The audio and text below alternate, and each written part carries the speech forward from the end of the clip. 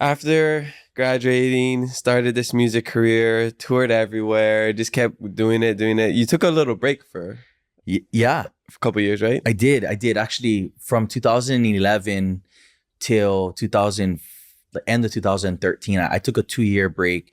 I really wanted to focus on my volunteer work. I went to Israel. I did some preaching stuff to help refugees to learn about the Bible. Oh, I didn't know that. Yeah, it was kind of a real powerful Super cool. experience for me. I was really grateful to go. There's a lot of refugees from Sudan, Africa, and places like in Ghana, Nigeria, that just were fleeing to Israel for survival, basically. I mean, it's blunt to put it. And so I took some time during those years to try to go and just go share a positive message with them from the Bible. And I did that throughout even Hawaii too, just go and visit the neighborhoods and share. And that was what I was really doing during those 2 years, and kind of taking a time off too. Because being overwhelmed with that exposure at the first 2 years of my career was overwhelming for me. So coming back to it later on with a little bit more maturity and a little bit more experience at 21. I mean, I don't know how much experience you got at 21, but that's when I came back to music, and it was healthy for me to take that time off. That's awesome. Yeah. Then I came out with the Paradise album, and then I took another kind of like 3 years of a break, doing the similar work, volunteer work. But yeah, it's a weird industry to be in. I mean, when you're doing this work for music, sometimes it's a place you notice you just need a break from. Like the hustle is sometimes not the real good longevity for anybody's career, because you just burn out. So for me, I found myself kind of stepping back from music here and there across the 15 years, but I think it's helped me to stick around. Yeah. I love that you had the courage to take off, because, you know, it sounds like, oh yeah, you just took off from work, but that was your livelihood. And that's also like, you had so much momentum. Yeah. You know? Yeah. To some people, that's kind of scary to be able to take off and like, oh, when I come back, is it going to be the same? Yeah. You know, am I going to lose fans? Am I going to lose followers?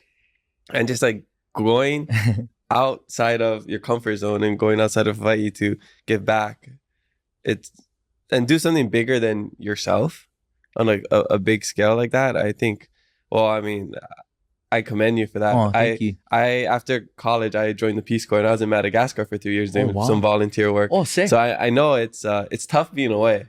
Yeah. But, you know, when you have this, you have a heart for service and others. Right. You know, it's beautiful, man. Yeah, it's a beautiful thing, and you learn a lot about the world and others, but you also learn a lot about yourself. Yeah.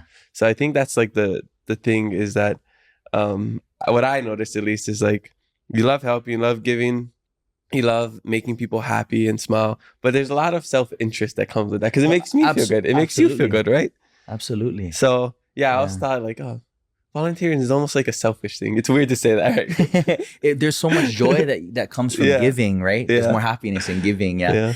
And but yeah, no, I appreciate you sharing that too. Is something that I hope that all the locals get a chance to maybe get off the island and get out of the comfort zone. Because sometimes we get stuck in the rut. Yeah, we get in the bubble of this is it. This is everything. And when we go to different places, different countries, you see the challenges people deal with. We realize what we complain about here is so little, so small, that our worst case scenario is somebody's best case scenario in another country. And I think taking the time to go and explore those areas in the world that may not be as fortunate is a humbling experience, and it puts us in our place. Definitely. And so I think that's what helps a lot, because when you do music all the time, or you do any sort of work, that it can kind of be a little ego boosting, and you also need a break from that too. You don't need people telling you how good you are all the time, right? Because that's not a healthy experience, because we're all human. We're all just people, each person.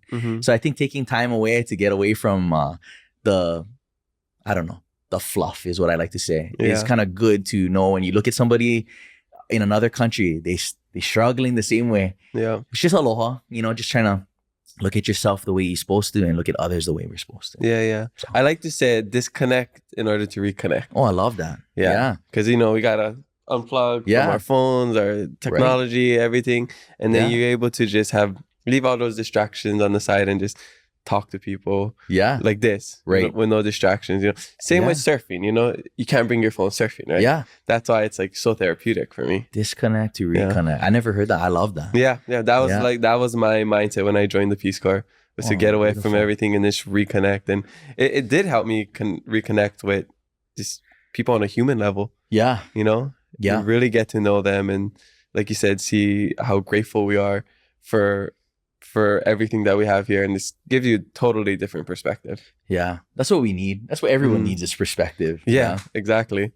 Yeah. Well, I'm so happy that you got to do that. I didn't know that about you. Oh, thank you. Yeah, I'm happy I did too. I'm still trying to do that volunteer work here and there to help, teach people.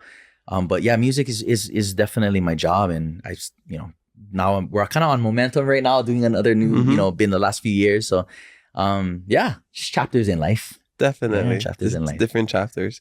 So you came back from that, did more music, took another break. Yeah. Came back. Are we seeing a pattern here? Yeah. Well, when I came back with Heartstrings. So from 2014 till 2018, there was no albums that came out. Just one single called Higher, and it was a surf song. And then I came out. I during that break, I wrote Heartstrings with this Unreal producer from New York, and we created this song that I was so excited to release. But it took a while, so released it. I didn't expect how much the kids are gonna love it, because they like that they like they like to say that because they can't say anything else. Yeah. So Heartstrings became the kids' favorite, and then Round and Round came out